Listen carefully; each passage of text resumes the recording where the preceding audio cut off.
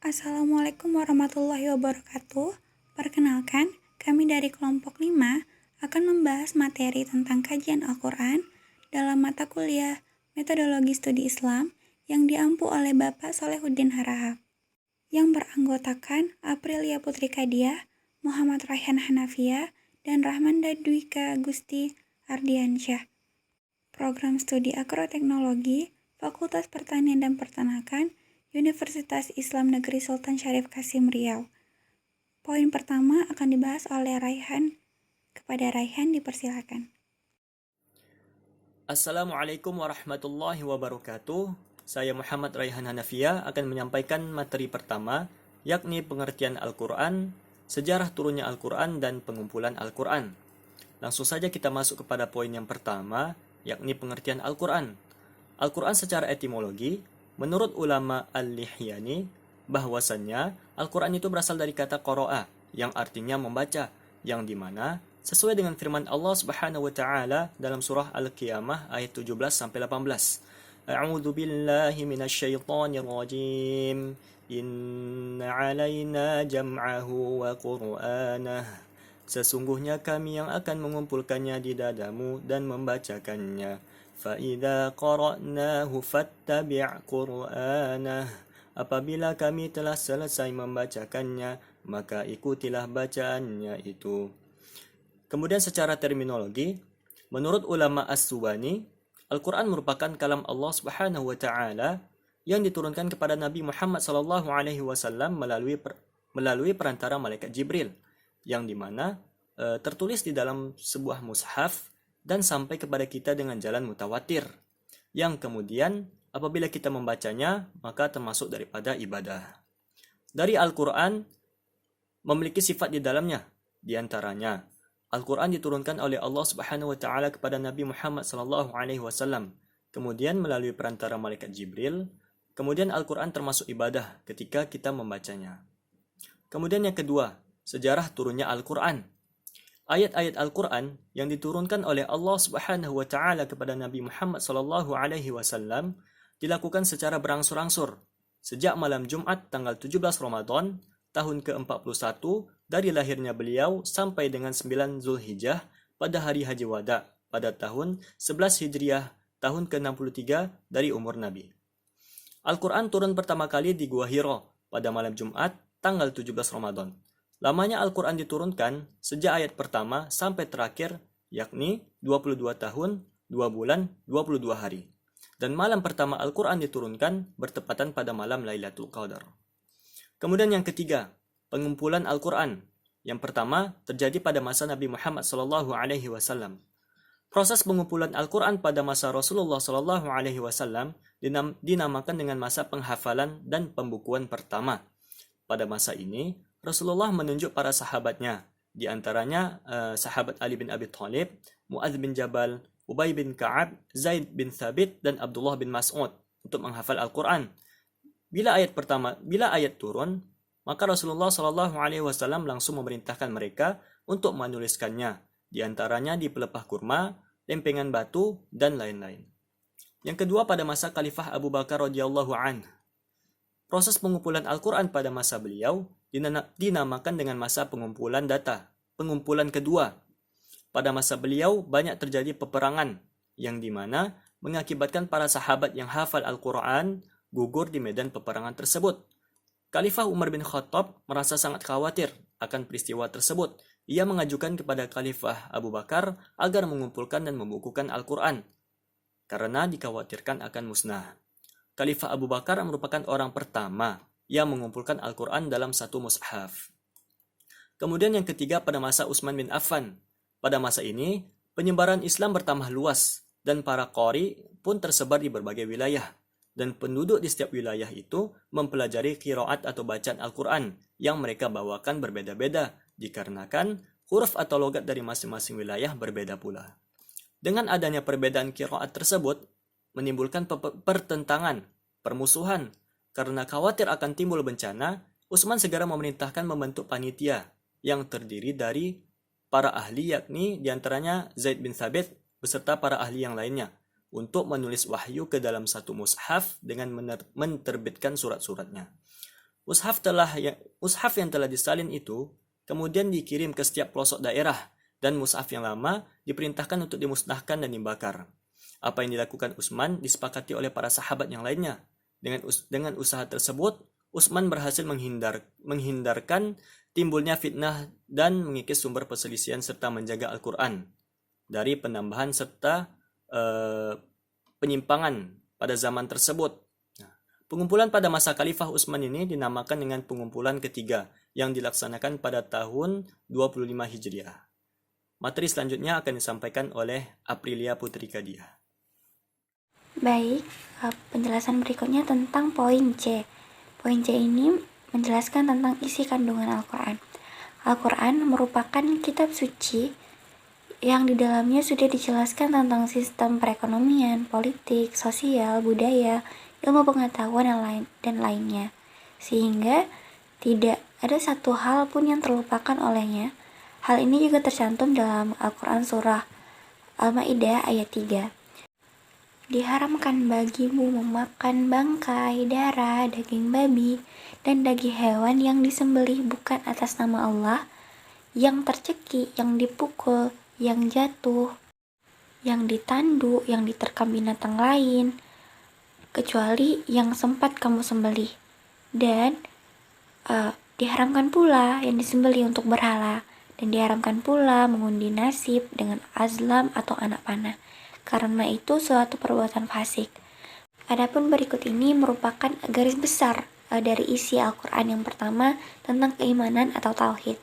Makna tauhid secara bahasa Arab itu merupakan bentuk masdar dari fi'il wahada yuwahidu dengan huruf H ditasydid, yang artinya menjadikan sesuatu satu saja.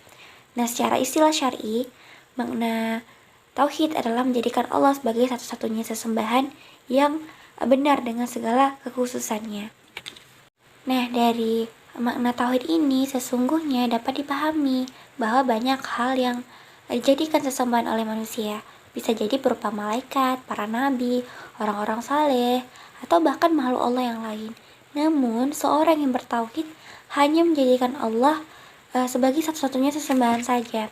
Banyak orang yang mengaku Islam, namun jika kita tanyakan kepada mereka apa makna tauhid, bagaimana tauhid yang benar, maka sedikit sekali orang yang dapat menjawabnya.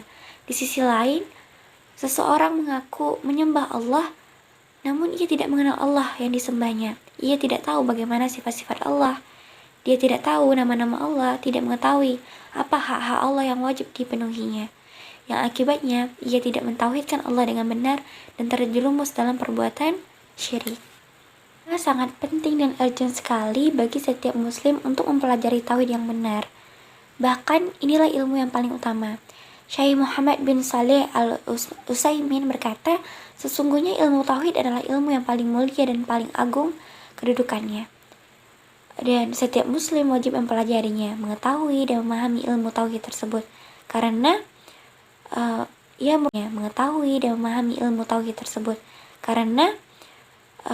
ia merupakan ilmu tentang Allah Subhanahu wa taala, tentang nama-namanya, tentang sifat-sifat dan hak-haknya atas hamba. Yang kedua tentang hukum. Yang pertama ini meliputi ibadah, di mana peraturan tentang hubungan antara manusia dengan Allah seperti salat, puasa, zakat, haji itu tercantum dalam Al-Quran surah Al-A'raf ayat 29, di mana yang berbunyi, Tuhanku menyuruhku berlaku adil, hadapkanlah wajahmu kepada Allah pada setiap salat dan sembahlah Dia dengan mengikhlaskan ibadah semata-mata hanya kepadanya sebagai kamu diciptakan semula. Yang kedua itu meliputi jinayat.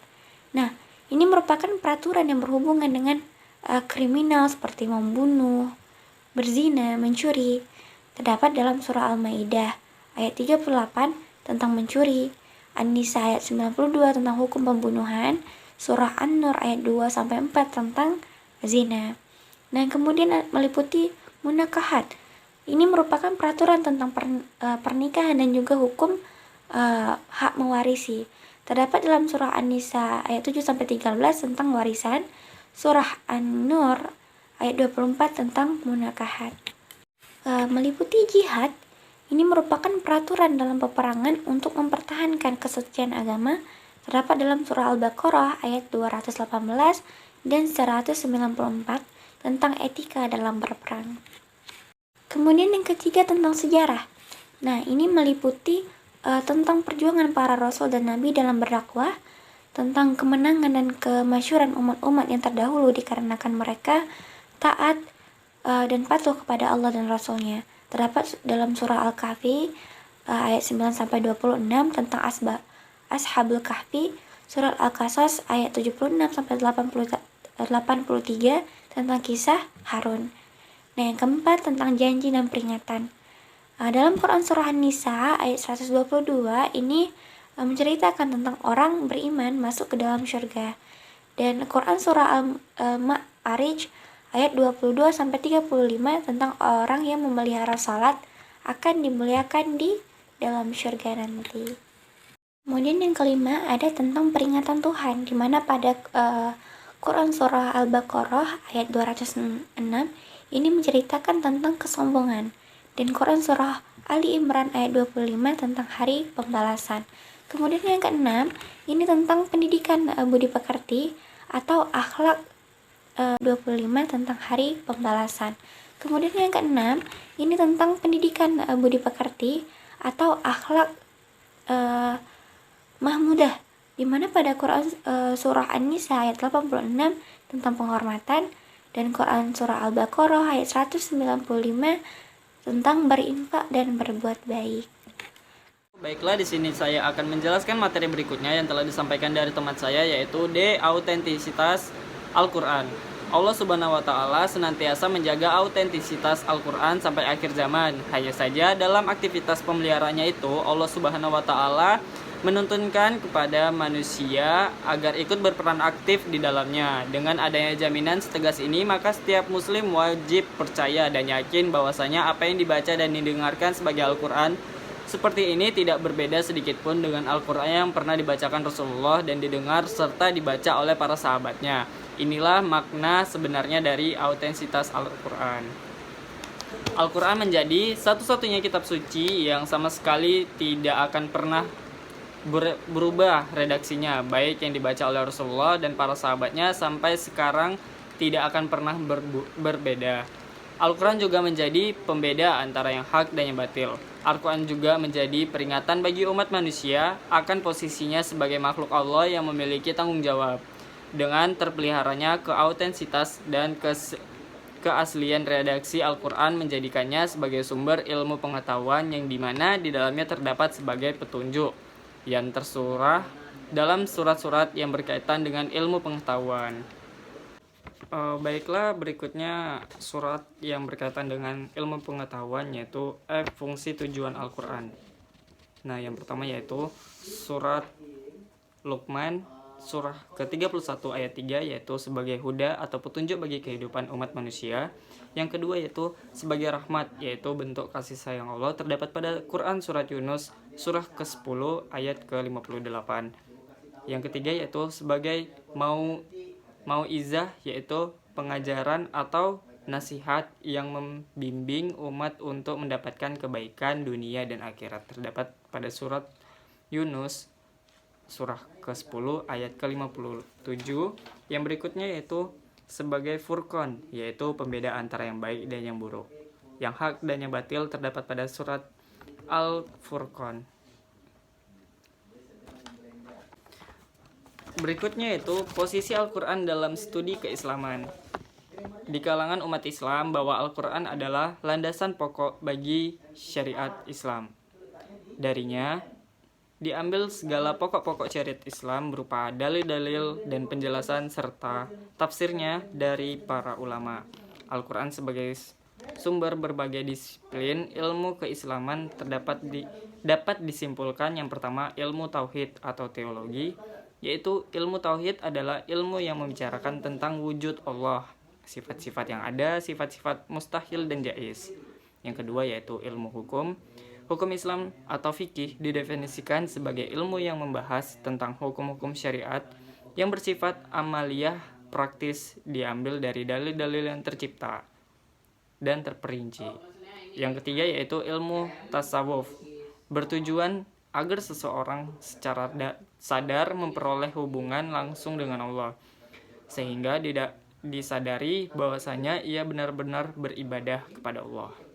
Yang terakhir yaitu ilmu filsafat Islam, yaitu ilmu yang dimana Al-Quran itu berada dalam kerangka urutan dalil-dalil dan atau hukum atau sumber ajaran Islam yang dimana menempati kedudukan yang paling tinggi dalam kaitan ini. Al-Quran mempunyai fungsi dasar pokok yaitu sebagai alat ukur untuk mengetahui apakah dalil-dalil hukum yang lebih rendah sesuai atau tidak dengan ketentuan-ketentuan yang ada di dalam Al-Quran tersebut. Baiklah, mungkin hanya itu presentasi dari kami. Apabila ada kesalahan kami mohon maaf. Saya tutup dengan Assalamualaikum warahmatullahi wabarakatuh.